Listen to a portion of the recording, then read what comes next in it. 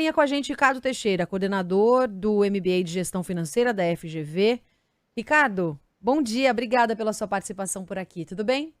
Bom dia, Roberta. Bom dia a todos que nos assistem nesse momento. Um prazer muito grande estar aqui com vocês. Bom, a gente acompanhou, né, essa primeira etapa do Desenrola do governo federal, começou na última segunda-feira, vários ouvintes participando por aqui, mandando dúvidas também.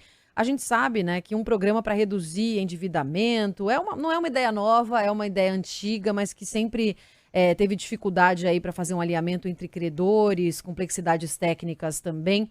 E temos agora esse esquema dividido em 3 etapas. Os 5 maiores bancos aderiram, assim como um outro número considerável de bancos menores e, por enquanto, a expectativa aí de participação passando de 2 milhões de pessoas com dívidas de até R$ 100. Qual que está sendo o efeito até agora no seu olhar, Ricardo? Olha, na realidade, essa primeira etapa é uma etapa que chega até mesmo a ser educativa, né? Porque tem uma série de pessoas que estão com dívidas de até R$ 100 que podem estar tendo dificuldade de crédito, podem estar tendo dificuldade no seu dia a dia por conta dessa negativação, e que nesse momento os bancos vão abrir mão da negativação, mas não vão abrir mão de receber o crédito. Então, por que eu digo que ela é educativa? Porque o banco está lhe dando a possibilidade de seu nome ficar limpo, mas acreditando que você vai se apresentar para fazer uma negociação e quitar essa dívida. E aí os dois lados ganham. Ganha o lado do consumidor, da pessoa que tomou um empréstimo ou que está devendo por qualquer motivo, porque vai conseguir limpar seu nome e fazer outras operações, e ganha o banco porque vai recuperar aquele dinheiro que estava, nesse momento, indisponível.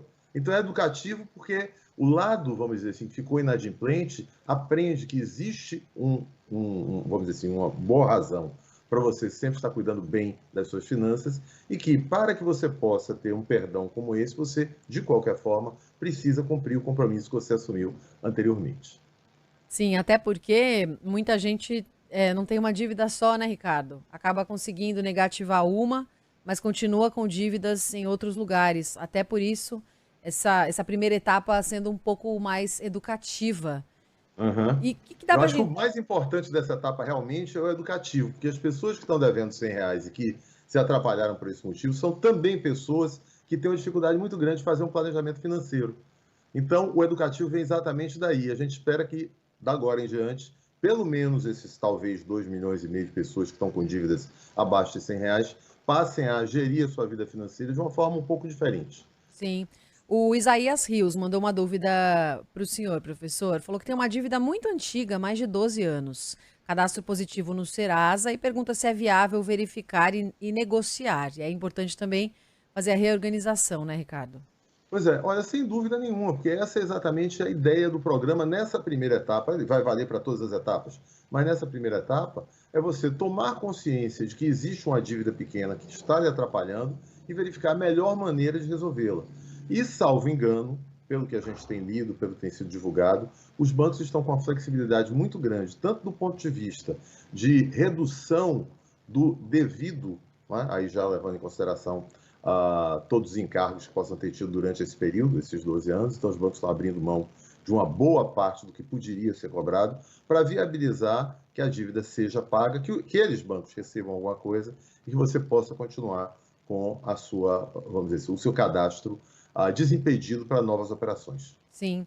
A Lu Vidor, nossa ouvinte, também mandou mensagem para cá, falando do Desenrola, e disse que a irmã dela tem uma dívida, mas aí bem alta, na casa dos R$ 100 mil, dívida da casa, todas feitas com juros sobre juros, débito para pagar contas. Ela pergunta se de alguma forma o Desenrola vai abranger essa situação, se ela pode ser beneficiada.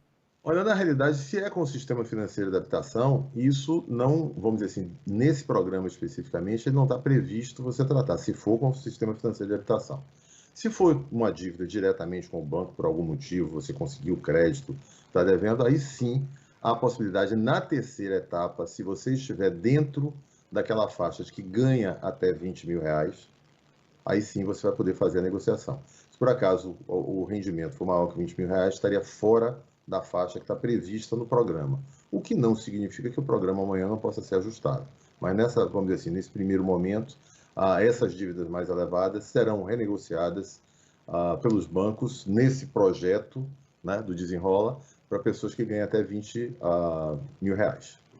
Sim. Agora, o que dá para a gente esperar das próximas etapas do Desenrola, aí com valores maiores, né, professor? Qual será o impacto na sua visão?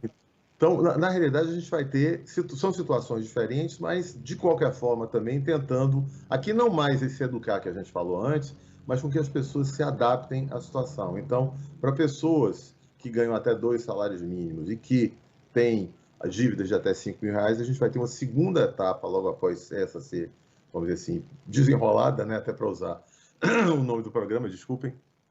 Mas aí você vai passar para essa segunda etapa, onde as pessoas que têm renda até 2 salários mínimos poderão renegociar dívidas de até 5 mil reais. E, de novo, os bancos também estão sendo muito interessados na resolução do problema, em vez de dizer, não, a dívida é essa, você vai ter que pagar, estão fazendo uma série de concessões, principalmente no que não é principal, né, da dívida, que não é o principal da dívida, que são os acessórios, né, colocados desde juros até taxas que foram cobradas, multas, etc., para viabilizar que o programa efetivamente aconteça.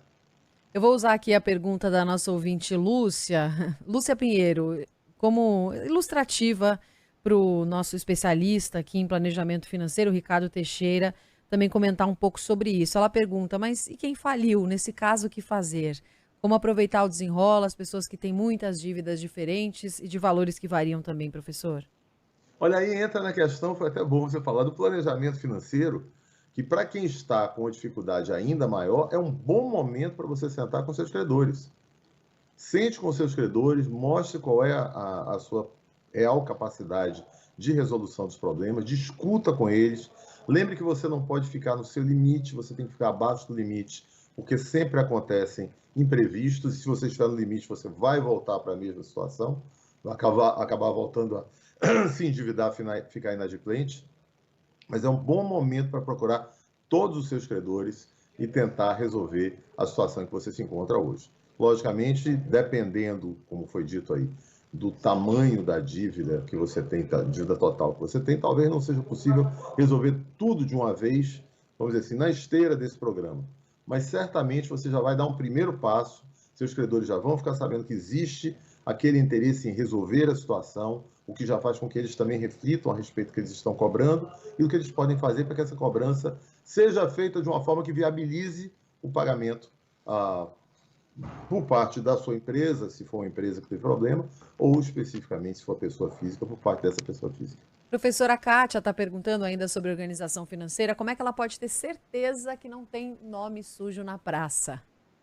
Pois é, a certeza que você não terá o nome sujo na praça, que não está em tramitação, você não consegue ter agora. Mas o que você hoje tem que estar inscrito, você encontra facilmente através, né, da Serasa e, eventualmente, outras ferramentas que você possa usar de busca para saber como é que está a sua vida do ponto de vista cadastral, né? Cadastral financeiro aí, que a gente poderia dizer. Mas o que está em andamento, só você pode saber o que pode chegar a qualquer momento. Mas, vamos dizer, de hoje para o passado, o que já está escrito em dívida, o que já existe, que já está sendo processado como dívida, você já tem toda a condição de saber através de uma pesquisa simples. Ricardo, para a gente encerrar, tem muitos especialistas dizendo que o desenrola é positivo, mas que essa iniciativa, quando a gente pensa em impactos para a economia, no geral, essa iniciativa não substitui a necessidade aí de redução dos juros, de intensificação da concorrência, para garantir a concessão de crédito responsável. Queria a sua explicação dessa relação Olha, também. são duas coisas diferentes. Realmente, a taxa de juros, se a gente for olhar somente como taxa de juros, ela está uma taxa de juros elevada para os padrões, vamos dizer assim, de inflação que a gente tem tido nos últimos anos. Mas ela não está elevada simplesmente porque o governo ou o Banco Central quer que ela esteja elevada. Ela está elevada por uma necessidade de, pelo menos, tentar garantir que a inflação não volte a sair do nosso controle. Porque a inflação é o maior mal que a gente pode ter na economia, porque come não só o rendimento, como a poupança, principalmente do pequeno, vamos dizer assim, empresário, do assalariado. Então, a gente não quer a volta da inflação. E, nesse momento, nos últimos meses, vamos dizer assim, ano, basicamente, a gente tem tido uma taxa de juros elevada por esse motivo, para ter uma certa garantia, ou pelo menos para trabalhar no sentido de não permitir que que a gente tenha a volta da inflação elevada. Então, sem dúvida nenhuma, que a gente quer, no médio e longo prazo, que essa taxa de juros caia. E, logicamente, com a taxa de juros mais baixa, não só viabiliza compras, de uma maneira geral, pela sociedade, como viabiliza também um melhor funcionamento das empresas no momento em que fazer investimentos não se torna tão caro. Mas a gente tem que entender que cada momento é um momento. Nesse momento, e a gente está aqui falando especificamente do Desenrola, os bancos têm feito todo, ou pelo menos estão dizendo que farão todo o possível, tá? E os bancos que aderiram ao programa, evidentemente, mas que farão todo o possível para reduzir os encargos, né? Tudo que for acessório à dívida principal, tudo que não é a dívida principal, eles farão o possível para reduzir, porque todo mundo entende que é melhor você receber uma parte dessa dívida com uma certa remuneração do que não receber nada dela, por enquanto, ficar esperando que um dia isso aconteça. Então, o bom do programa é que você coloca esse dinheiro de novo na economia. Ele começa a circular de novo. Por quê? Porque ele volta para os bancos podem fazer novos empréstimos, essas pessoas com os nomes limpos passam a poder fazer novas compras, que a gente espera que sejam responsáveis, mas passam a ter essa possibilidade, e a economia como um todo cresce. A questão especificamente da taxa de juros, que todo mundo bate, a gente tem que sempre levar de forma responsável em consideração, então a gente tem que ser responsável nesse ponto, de entender que a taxa de juros precisou e ainda está precisando ficar elevada, bem além do padrão que a gente gostaria, para evitar que a gente tenha o que a gente já teve no passado, um descontrole da nossa inflação.